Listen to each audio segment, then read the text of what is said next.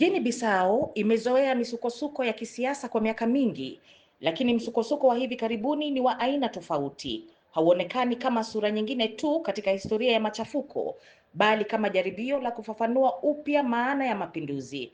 Rais Umaru Sissoco Embalo alipokimbia nchi kwenda Senegal kufuatia kile kilichoelezwa kuwa jaribio la mapinduzi ya kijeshi, wengi walitarajia hali ya kawaida, kundi la wanajeshi kupindua utawala uliokuwepo. Badala yake, kile kilichofuata ni cha kushangaza. Wanaoshikilia madaraka leo ni wale waliokuwa karibu naye. Je, Embalo anaficha nini? Sikiliza tahariri ya Kennedy Wandera. Kabla ya Guinea Bissau kusonga mbele, kuna maswali makubwa ambayo Rais Umaru Sissoco Embalo lazima ayajibu, maswali ambayo hayapaswi kufunikwa na kauli za dhahiri au maelezo ya upande mmoja.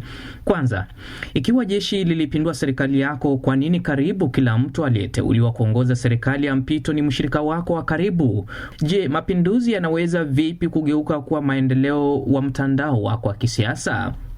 Pili, ulieleza kuwa ulilazimika kukimbia kwa sababu ya tishio la kweli kwa maisha yako.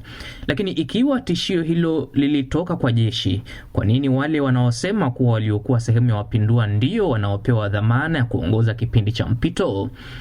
Ikiwa kweli ulikuwa mwathiriwa wa jaribio la mapinduzi, ni kwa nini baadhi ya viongozi wa kijeshi wanaohusika na taarifa za kupindua sasa wamekuwa wasemaji wa serikali mpya badala ya kufikishwa kwenye uchunguzi wa kijeshi? Hadi sasa karibu kila kiongozi mkuu katika serikali ya mpito ni mshirika wa karibu wa Embalo. Elidio Vieira Te, aliyekuwa mkurugenzi wa kampeni ya Embalo na waziri wa fedha hapo awali, sasa si tu waziri mkuu bali pia amejiteua kushikilia wizara ya fedha. Denis Chama, aliyetangaza mara ya kwanza taarifa kwamba wanajeshi wamechukua madaraka, si mtu wa nje bali ni mshirika wa kijeshi wa rais huyo aliyekimbia nchi, sasa ndiye msemaji wa serikali ya kijeshi. Hata kilele cha uongozi wa mpito kimejazwa watu wa karibu wa Embalo. Rais wa mpito Jenerali Hotanta na mkuu mpya wa majeshi Thomas Jasi, wote wanajulikana kuwa washirika wake. Hili linazua swali kuu: je, serikali imepinduliwa kweli ikiwa sura zile zile ndizo zinazorejea madarakani? Je, ni mapinduzi au njama ya kisiasa? Kutoka Dakar, waziri mkuu wa Senegal Ousmane Sonko hakusita kusema kile anachokiamini.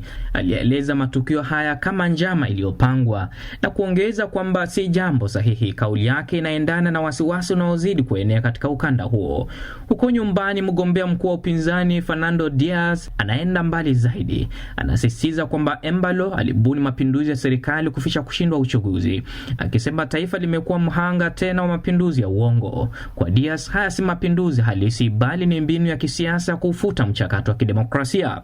Haya ni madai mazito yanayohitaji uchunguzi wa kina bila kukubalika moja kwa moja.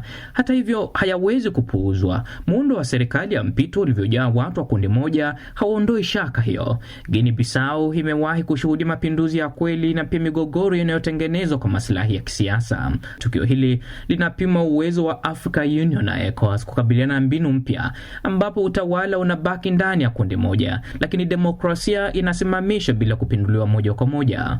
Ikiwa ECOWAS na Umoja wa Afrika wameshindwa kukomesha wimbi la mapinduzi ya kijeshi barani Afrika, itakuwaje wakikabiliana na mbinu mpya, mapinduzi ya kujipangia, mapinduzi ya mahakama, au kinachoonekana kama serikali kujipindua yenyewe? Kama washirika wa Embalo wataendelea kutawala serikali ya mpito, hatua hii inaweza kuwa mfano hatari. Inaweza kuwapa viongozi wengine wa Afrika ujumbe kwamba wanapohisi tishio la kushindwa kwenye uchaguzi, wanaweza kukata breki ya demokrasia kwa kutangaza mapinduzi ya kweli au ya kutungwa, halafu kurejea madarakani kwa nguvu zaidi.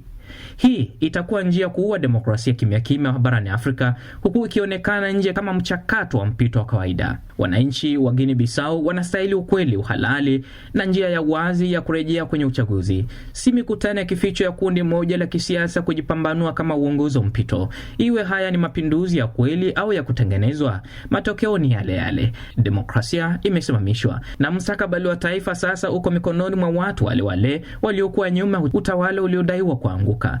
Guinea Bissau imevumilia misukosuko mingi kwa miongo kadhaa. Kilicho muhimu sasa si mabadiliko ya majina au vyeo, bali kurejeshwa kwa utawala wa kiraia na wa kikatiba. Tume ya uchaguzi nishati itangaze mshindi wa kura hiyo. Chochote kilicho chini ya hapo kinaweza kubadili kile kinachoitwa mapinduzi ya kujipangia kuwa mbinu mpya ya viongozi wa Afrika wanaotaka madaraka na wanaotaka kukwepa hukumu ya wapiga kura kwa gharama ya roho ya demokrasia ya taifa.